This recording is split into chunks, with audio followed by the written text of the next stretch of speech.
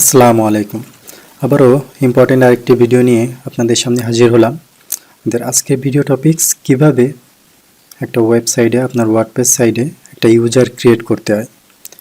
তো হতে পারে সেটা সাবস্ক্রাইব ইউজার, এডিটর বা অ্যাডমিন, যে কোনো ইউজারই আমরা ক্রিয়েট করতে পারি ওয়ার্ডপ্রেসে আমাদের নিজেদের অ্যাডমিন অ্যাকাউন্টের সাথে অন্য আর কাউকে পারমিশন দিতে পারি সাইটটাকে অ্যাক্সেস করার জন্য। তো চলুন দেখে নিই কীভাবে আসলে এই সাইটের অ্যাক্সেসটা দেওয়া হয়। তো প্রথমে আমি আমার সাইটের অ্যাডমিন প্যানেলে আছি। এখান থেকে ফার্স্টেই আমি আসলে বলে রাখি যে যদি নতুন কোনো ইউজার আপনি ক্রিয়েট করতে চান তো সেটা হচ্ছে আপনার নর্মালি অ্যাডমিন প্যানেল থেকে এই ইউজার সেকশনের আন্ডারে। যদি আপনি চান যে না বাইরের থেকেও আপনার সাইটে অ্যাকাউন্ট রেজিস্ট্রেশন করবে তাহলে আপনি নতুন রেজিস্ট্রেশন করার জন্য আপনি সার্ভিসটা এনেবল করেও রাখতে পারেন। তো আমি আর একটা ব্রাউজারে দেখাই, দেখুন এটা হচ্ছে আমার সাইটের ওয়ার্ডপ্রেস লগইন পেজ। তো এখানে কি আছে, লস্ট ইউর পাসওয়ার্ড আর হচ্ছে সাইটে ভিজিট করার একটা লিঙ্ক আছে। এখানে কিন্তু কোনো রেজিস্ট্রেশন লিঙ্ক নাই। তো তার কারণ হচ্ছে কি, আমরা যখন সেটিংসে গিয়ে জেনারেলে যাব তখন আমরা এখানে দেখব যে একটা কথা আছে মেম্বারশিপ, যে anyone can register or not. তো যেহেতু আমাদের এখানে টিক দেওয়া নাই এজন্য আসলে বাইরের থেকে কেউ ইউজার রিকোয়েস্ট পাঠাতে পারবে না। বাট যদি আপনি সাবস্ক্রাইবার রোল দিয়ে এটা যদি আপনি এনেবল করে দেন, আমরা সেভ করে দিই। এখন যদি রিলোড করেন দেখেন এখানে কিন্তু সাথে সাথে রেজিস্টার একটা কথা অ্যাড হয়ে গেছে। তো রেজিস্টারে ক্লিক করে আপনি ইউজার নেম, ইমেল অ্যাড্রেস দিয়ে কিন্তু রেজিস্ট্রেশন করতে পারবেন। আপনার ইমেল অ্যাড্রেসেই আপনার পাসওয়ার্ড রিসেট করার জন্য বা নতুন সেট করার জন্য একটা লিঙ্ক চলে যাবে। আদারওয়াইজ আপনি শুধু আপনার অ্যাডমিন এবং যারা আপনার টিম ইউজার আছে শুধু তাদের অ্যাকাউন্টে ক্রিয়েট করবেন, বাইরের কোনো অ্যাকাউন্ট অ্যাক্সেস আপনি দিবেন না। তাহলে আপনি ওই লিঙ্কটা অফ করে রাখবেন। যাই হোক, তাহলে চলুন দেখে নেওয়া যাক কিভাবে একটা নতুন অ্যাকাউন্ট ক্রিয়েট করতে হয়। তো আমরা এটা অফ করেই রাখি, দিয়ে ইউজারে চলে যাই। আমাদের একটা ইউজারই আছে অ্যাডমিন ইউজার। তো আমরা নতুন একটা ইউজার ক্রিয়েট করব, অ্যাড নিউ। এখানে হচ্ছে ইউজার নেম লিখতে হবে, নট ইমেইল, ইউজার নেম। যেহেতু এখানে আমার সাইডে যে ইউজারই লিখবেন সেইটাই অ্যাভেলেবেল, যেহেতু মাত্র একটা ইউজারই আছে। যদি আপনি শুধু ফিক দেন সেটাও পাবেন।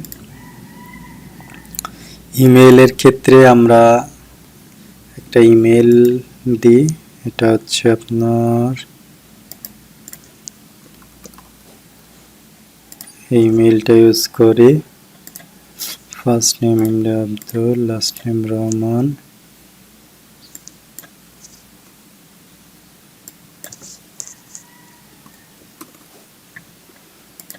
ওয়েবসাইটটা হচ্ছে আমাদের এইটাই দিয়ে দিই।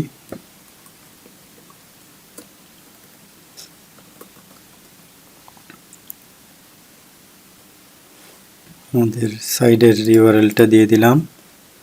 অ্যান্ড পাসওয়ার্ডের ব্যাপার হচ্ছে আপনি জেনারেট পাসওয়ার্ডও দিতে পারেন অথবা নর্মালি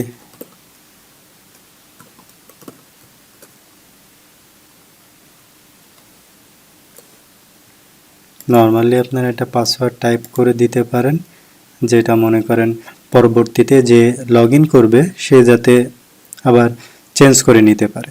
আর যদি চান যে না সরাসরি জেনারেট করে দিবেন তাহলে জেনারেট করে একটা পাসওয়ার্ড দিয়ে দিতে পারেন, ওইটা খুব স্ট্রং পাসওয়ার্ড হয়। তো যাই হোক, এই হয়ে গেল। এবার হচ্ছে আপনার সেন্ড ইউজার নোটিফিকেশান, তার মানে হচ্ছে আমাদের ইউজারের মেইলে যে মেইলটা আমরা দিলাম এই মেইলে ফুল ইউজারের একটা ইনস্ট্রাকশন চলে যাবে। আর যদি না দিতে চান তাহলে টিকটা উঠাই রাখবেন।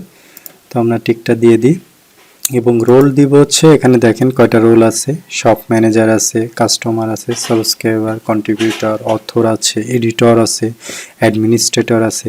সাবস্ক্রাইবার হচ্ছে আসলে অনলি জাস্ট আপনার সাইডের পোস্ট বা যে কোনো পেজ এইগুলো আসলে নতুন আপডেট হলে জাস্ট একটা নোটিফিকেশান চলে যায় এমন। আর বাকি আপনার সাইডের কাস্টমাইজেশন কিন্তু কিছুই সাবস্ক্রাইবাররা করতে পারে না।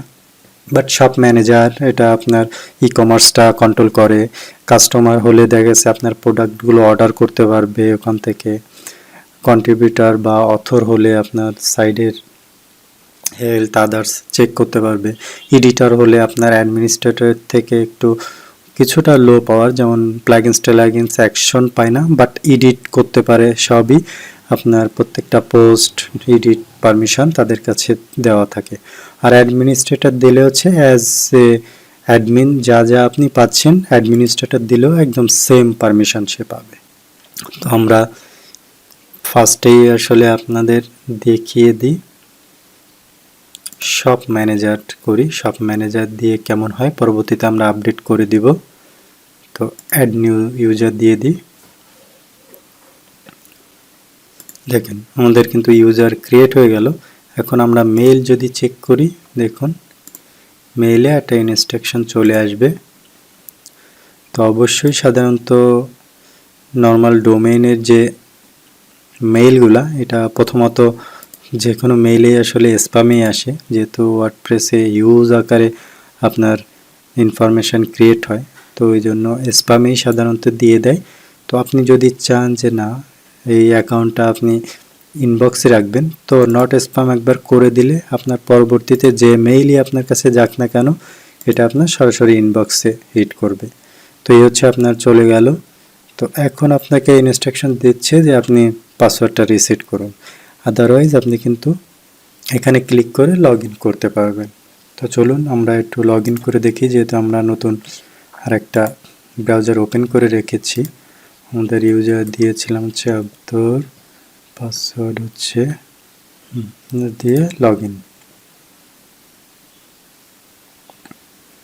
দেখেন এখানে আপনি শপ ম্যানেজার হিসেবে, তো শপ ম্যানেজার হিসাবেও কিন্তু আপনি ইউজার, আপনি পোস্টও কিন্তু এডিট করতে পারছেন। হ্যাঁ, পোস্টও এডিট করা যাচ্ছে। পোস্ট এডিট যেহেতু করা যাচ্ছে, তার মানে নতুন পোস্টও পোস্ট করা যাবে। শপ ম্যানেজার তো আসলে সাধারণত একটা ই কমার্স বিজনেসের প্রায় অল অথরাইজেশনই পেয়ে যায়। আপনার কিছু কিছু প্লাগইনস বা আদার্স এইসব যদি অ্যাড করা ছাড়া সবই প্রায় তার কাছে চলে আসে। যেমন দেখেন এটা হচ্ছে আমাদের অ্যাক্টিভেট করা আছে, প্লাগইনসটা এখানে পাবে না, ইউজার ক্রিয়েশনটা অ্যাড ইউজার করতে পারবে না, পোস্ট অ্যাড করতে পারবে, পেজ অ্যাড করতে পারবে, হ্যাঁ কমেন্ট টেমপ্লেটটাও দেখতে পাবে, ও কমার্সেরও আপনার অর্ডার রিসিভ করতে পারবে, সেটিংস পাবে, প্রায় অনেক ইনফরমেশানই পাবে। তো আমরা যদি তাকে পারমিশনটা যদি আপনাদের দেখানোর জন্য দিয়ে রাখি, যে যদি আমরা তাকে শপ ম্যানেজার না দিয়ে যদি সাবস্ক্রাইবার দিতাম, তাহলে দেখুন কি হয়।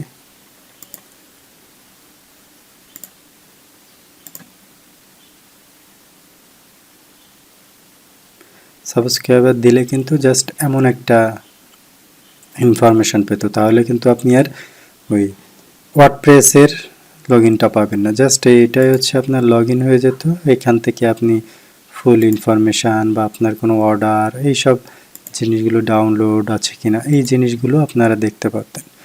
আর যদি আমরা এডিটর দিয়ে রাখি permission, editor as a admin অনেক পারমিশনই সে পেয়ে যায়। এখানে কিন্তু সাথে সাথে এনেবেল হয়ে গেছে। এডিটর হলে হচ্ছে আপনার পোস্ট ক্রিয়েট করতে পারবে, পেজও ক্রিয়েট করতে পারবে, বাট আদার্স ই কমার্স ফাংশনালিটিটা আপনার পাবে না, যেহেতু আমাদের ওখানে শপ ম্যানেজার আছে। শপ ম্যানেজারে ফুল ইউজার ক্রিয়েশন ও এডিটরের কাছে নাই। যাই হোক, এটা আমাদের হচ্ছে মেন এডিটরের পারমিশন। তো আপনি যদি অ্যাডমিনিস্ট্রেটর দিতে চান, অ্যাডমিনিস্ট্রেটর হলে দেখুন কেমন। অ্যাডমিনিস্ট্রেটর দিলে আই থিঙ্ক একদম ফুল পারমিশনই আপনি যেমনভাবে পাচ্ছেন সেও ওইভাবেই ফুল পারমিশন পেয়ে যাবে। দেখুন একদম প্লাগইন সহ অ্যাড নিউ সকল পারমিশন কিন্তু এই ইউজারেরও হয়ে গেছে সেম। তো আশা করি আপনারা বুঝতে পেরেছেন যে কিভাবে একটা ইউজার ক্রিয়েট করে এবং ইউজারের ফুল কন্ট্রোলিং করে। এছাড়াও আমাদের কিন্তু কিছু থার্ড পার্টি প্লাগইনস আছে, যেগুলো দিয়ে তার মানে আপনি আরও কাস্টমাইজেশন, আপনি ধরে ধরে আপনার এডিটর যে পারমিশন আমরা দেখলাম, এই এডিটর পারমিশনকেও কিন্তু আরও কাস্টমাইজেশন আমরা করতে পারি। তো সেই ক্ষেত্রে আপনারা অ্যাড নিউ দিবেন, দিয়ে জাস্ট ইউজার পারমিশন লিখলেই দেখবেন অনেক প্লাগইনস চলে আসছে। তো এর মধ্যে থেকে আপনারা যে কোনো, যেমন এই ইউজার রেজিস্ট্রেশনটা অনেক পপুলার আছে WP এভারেস্টের, এটা আপনারা ইউজ করে দেখতে পারেন। যেমন এখানে দেখেন, যদি আমি ইমেজটা দেখাই, বিভিন্ন ধরনের ইউজার পারমিশন দেওয়া আছে এখানে, যে আপনি একটা এডিটর পারমিশনের মধ্যে একদম রোল ধরে ধরে কিন্তু আপনি পারমিশন সেট আপ করতে পারবেন। তো যাই হোক বন্ধুরা, আশা করি আপনারা বুঝতে পেরেছেন যে কিভাবে একটা নতুন ইউজার ক্রিয়েট করে এবং সেই ইউজারের পারমিশনটা সেট আপ করে। ওকে, আল্লাহ হাফেজ।